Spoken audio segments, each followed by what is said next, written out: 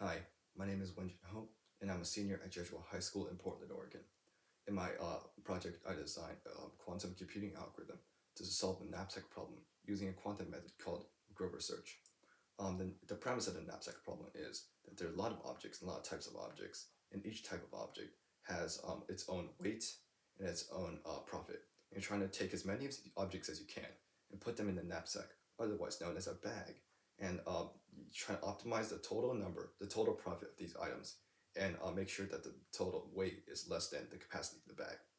Um, a normal computer can't solve the knapsack problem very quickly because especially when the number of types of objects becomes very large, like millions or billions, then a normal computer can't look at all the combinations of possible objects to put in, and because there's so many of them, it takes really long time.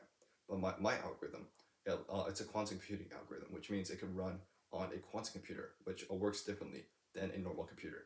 And in this way, it can solve the knapsack problem a lot more quickly than normal computers can.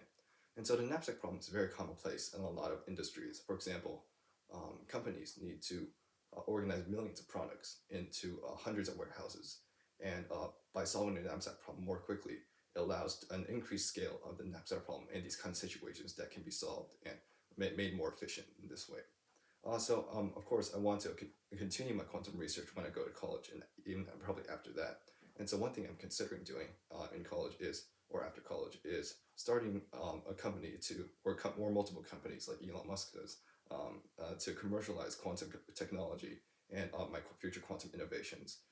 Because I understand that quantum computers are very expensive and hard to make, which means they need a lot of resources and a lot of organization to propel their development and the development of future technology. And I feel that a company or a startup would be a very effective way to do that.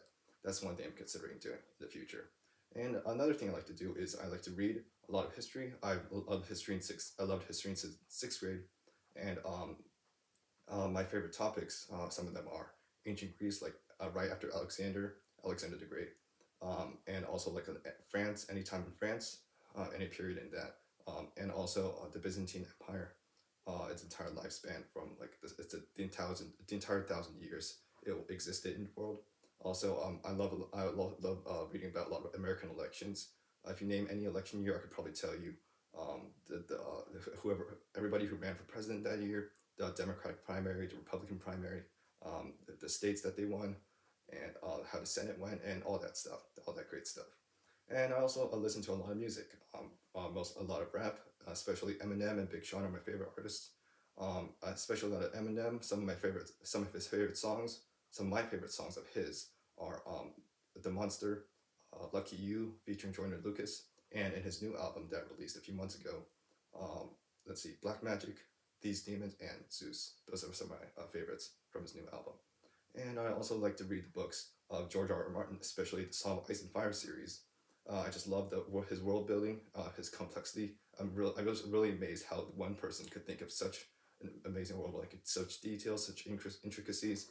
One of my favorites is A Dance of Dragons right here, and I'm really hoping the next book, The Winds of Winter, will come soon. He's been it's been unreleased. He's been working on it for so many years. A lot of his fans are becoming very nervous and anxious, and I hope it releases soon.